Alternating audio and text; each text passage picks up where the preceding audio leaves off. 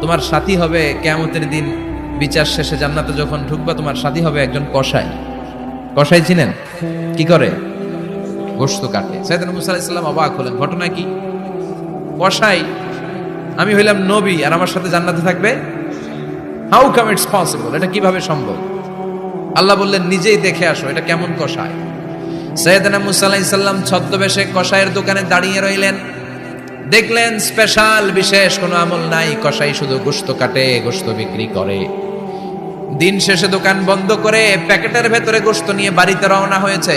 বাড়ির ভেতরে ঢুকে যাওয়ার পর সাইয়েদনা মুসা আলাইহিস সালাম ঘরের দরজার কড়া নাড়লেন। কসাই বলে, মান আনতা, তুমি কে? মুসা আলাইহিস সালাম বললেন, আনা মুসাফির, আমি মুসাফির, থাকার জায়গা নেই, আপনি যদি থাকার জায়গা দেন আপনার বাড়িতে থাকবো। কসাই বলে, আসেন। সাইয়েদনা মুসা আলাইহিস সালাম ঢুকলেন। কসাই বলে, এই ঘরে একটু থাকেন, ওই ঘরে আমার একটু কাজ আছে। মুসা আলাইহিস সালাম বললেন, যান, কাজ সেরে আসেন। মুসা আলাইহিস সালাম খেয়াল করলেন ওই ঘরে মাচার উপর থেকে বয়োবৃদ্ধ এক নারীকে তিনি নামিয়ে গোসল করালেন, টাওয়াল দিয়ে গা মুছিয়ে দিলেন, নতুন জামা পরিয়ে দিলেন। এরপর দোকান থেকে আনা সুন্দর গোশতের টুকরাটারে নিজ হাতে কেটে রান্না করলেন। তারপর রুটি বানালেন আর গোশত আর রুটি হাতে নিয়ে ওই মহিলার মুখে তুলে দিচ্ছেন। মহিলা খাচ্ছে, খায় আর বিড়বিড় করে কি যেন দোয়া পড়ে। সুবহানাল্লাহ পড়বেন না? ওই মহিলাকে খাওয়ানোর পরে কসাই সাইয়েদনা মুসা আলাইহিস সালামকে মেহমান হিসেবে খাবার নিয়ে আসলেন।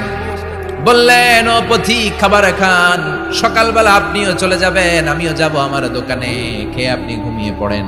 মুসা আলাইহিস সালাম বললেন, ততক্ষণ পর্যন্ত তোমার আনা খাবারে আমি হাত দিব না যতক্ষণ না তুমি বলবা ওই মহিলাটাকে। কসাই বলে, হাদিহি উম্মি, এটা আমার মা। হাদিহি উম্মি, এটা আমার মা। এই দুনিয়া এই মা ছাড়া আমার কেউ নাই, আমিও ছাড়া আমার মায়ের কেউ নাই। তাই প্রতিদিন দোকানের কাজ শেষ করে গোশত এনে রান্না করে আমার মারে আমি খাওয়াই। হাদিহি উম্মি, এটা আমার জনম দুঃখিনী মা। সাইয়েদনা মুসা আলাইহিস সালাম, বুঝলাম তোমার মা, কিন্তু তুমি যখন রুটি তোমার মায়ের মুখের ভেতরে তুলে দিচ্ছিলে তোমার মা বিড়বিড় করে কি যেন পড়লো, কি পড়ে তোমার মা? কসাই বলে, আমার মায়ের একটা পাগলা দোয়া আছে। কি দোয়া? আমি জানি কশিন কালো এই দোয়া কবুল হবে না।